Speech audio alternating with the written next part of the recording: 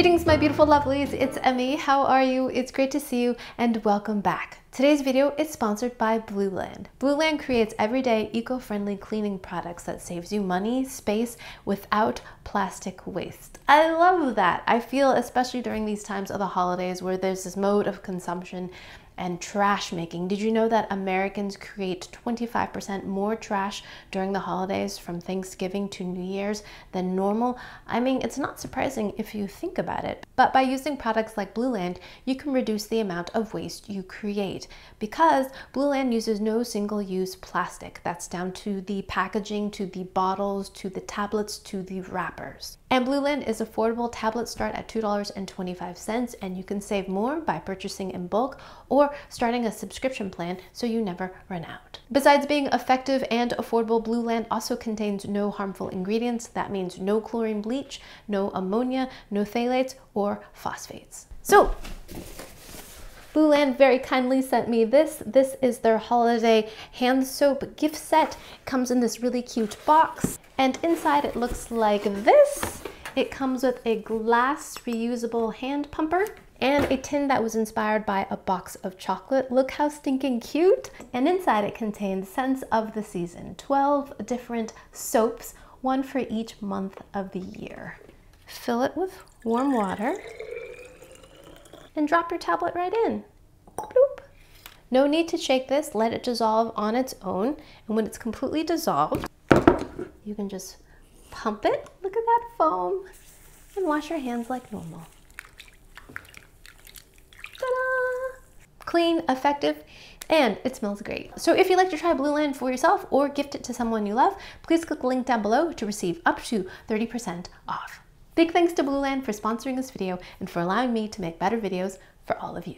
Alright, Melodies, today we are quite possibly making the easiest candy ever. We're going to be making Crock Pot candy. That's right, we can make candy with our crock pot. Who knew? I didn't know. I just learned about this. It looks super simple and super easy, which is perfect for this time of year where things seem to just get busier and busier and the obligation list gets longer and longer.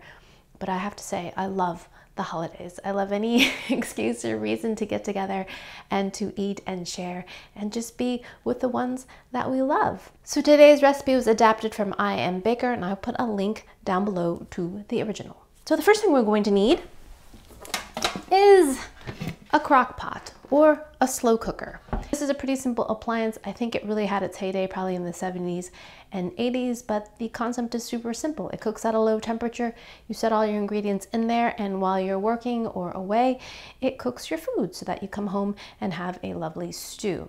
One of the drawbacks of this appliance, in my opinion, is that it tends to cook things pretty wet, meaning if you're cooking a stew, it's going to be quite saucy because the temperature is low. It's going to be a braise and the heat isn't quite hot enough to get any real caramelization. So if you want that, then you'll have to put things under the broiler. But it's great at keeping things warm. There is a warm, low, and high setting to this machine. It's great for buffets or potlucks. If you have a dip or you want to hold things at a warm temperature, it's great for that. And apparently it's great for making candy. So let's find out. First, we're gonna plug our appliance in because we wanna make sure that it's on.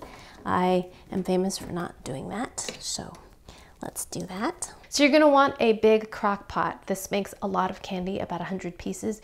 If you have a smaller one, then I would cut this recipe in half. We are going to add 3 pounds or 48 ounces of white almond bark, as this is known as, but this is essentially compound chocolate, meaning it has some other fats in it to make it melt prettily and nicely. And the thing that's nice about it is it doesn't need to be tempered. So when it solidifies, it has a nice finish. It doesn't get all bloomy and kind of chalky, which regular chocolate does, because regular chocolate is very finicky. There's crystallization that happens. Anyways, we won't get into the details of tempering. If you want to learn more about tempering chocolate, I'll direct you to a video I did about making your own bar of chocolate from cocoa beans. Probably one of the most involved recipes I've ever done. If you want to see some of my suffering, then you should check out that video. So I found this at Walmart. It's a great value brand. If you can't find this, I imagine you could substitute white candy melts or even white chocolate chips. And we're gonna just dump that in. Wow. To that, we're gonna add 1 bag of semi-sweet chocolate chips, 2 16-ounce bottles of peanuts, 1 salted, dry roasted, and 1 unsalted. I have to say that's a lot of fun. Next, we're going to add 8 ounces or 1 cup of baking chocolate or unsweetened chocolate. That will give a nice chocolatey flavor to our, at this point, mostly white almond bark. I'm gonna break this up a little bit, help it melt. See, that's tempered chocolate. It makes a nice, great snappy sound. When your chocolate is not tempered, we haven't harvested the right chocolate crystals, our chocolate will not snap like this. It'll kind of just go, it'll be really sad. Now we put a lid on this and we're gonna let this sit for an hour or 2 until everything starts to soften up, and we're going to stir it once or twice to make sure everything is melted and incorporated. And that's it. Alrighty, lovelies, I will see you in a couple of hours. We are ready to scoop. It looks incredible, it smells sweet and delicious, and at this point you can just dole it out on some parchment paper, but I thought I'd add a little something something. I found these at the grocery store. They look like garbanzo beans, don't they? Caramel bits. So I thought this would make it a little bit more like a Snickers bar if we add a little bit of chewy caramel. Put a few of these caramel garbanzo beans in a pile, maybe 4 or 5 per candy cluster, and see what they're like with some caramel. Now we're gonna use a small ice cream disher. It's probably about a tablespoon, and just pour it right on top. Now you could just use a teaspoon as well. You don't have to use an ice cream scooper, but it certainly does make things neat and tidy. The reason why I didn't add the caramel to the crock pot is that I didn't want it all to kind of melt in and be incorporated. I want some nice chewy caramel bits, so that's why I'm putting them in at the end here. And then over here, I'm just gonna make some plain ones. And this is certainly faster. You just scoop and dump. Oh my gosh, this could not be any easier. Now, obviously, you should check before gifting this to make sure that your loved one does not have a peanut allergy, because these are chock full of nuts, aren't they? Look at that, beautiful, candy made. If you want to make these a little bit more fun, you can add some sprinkles to them, make them feel a little more festive. But I think they look pretty good as they are. Now pop these into the refrigerator to let them set up, and that's it. We're done. Candy making finished. Wrap them up in some cellophane, put them in a cute bag, tie it with some ribbon, and there you got it. Consumable gifts that are easy to make, and let's see if they're delicious, okay? Let's see. So here's a batch I made earlier, and here we have it, a chilled peanut cluster. Looks great, no tempering of chocolate required, thanks to our almond bark. And this one has a little bit of caramel in it. Alrighty, let's give our crock pot candy a taste. Here we go. Itadakimasu.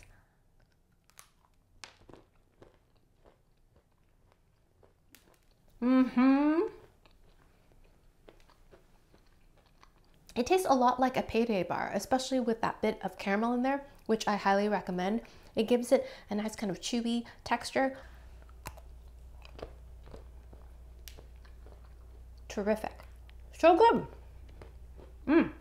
The combination of unsalted and salted nuts together is great. You get some peanutty, but then you get some salt. And I definitely recommend adding the caramel in there.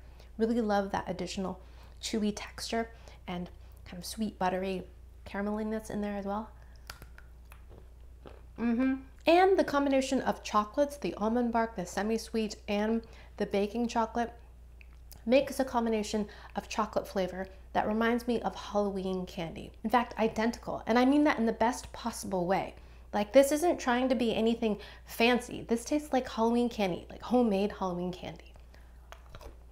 It's great. So easy to make too. Alrighty, my lovies, there you have it. Crock pot candy, absolutely delicious. Couldn't be easier to make, and it's consumable. I really, really love giving consumable gifts for the holidays. Alrighty, my lovies, thanks so much for watching, and big thanks to Blueland for sponsoring this video. If you'd like to try Blueland for yourself or gift it to a friend, please click the link down below to receive up to 30% off. Thanks again for watching. I hope you enjoyed that one. I hope you learned something. Please share this video with your friends. Follow me on social media, like this video, subscribe, and I shall see you in the next one. Toodaloo. Take care. Bye.